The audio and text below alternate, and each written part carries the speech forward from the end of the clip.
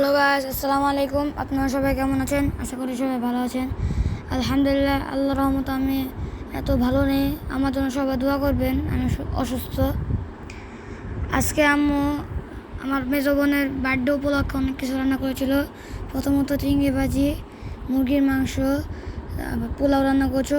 চলুন ভিডিওতে দেখা যাক।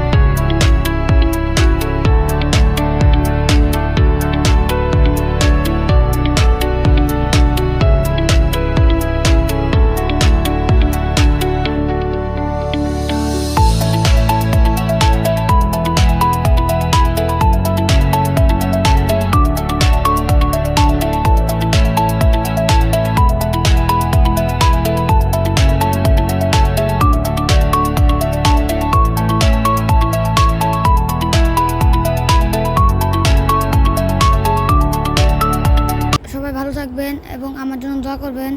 আসসালামু আলাইকুম ওয়া রাহমাতুল্লাহি ওয়া বারাকাতুহু।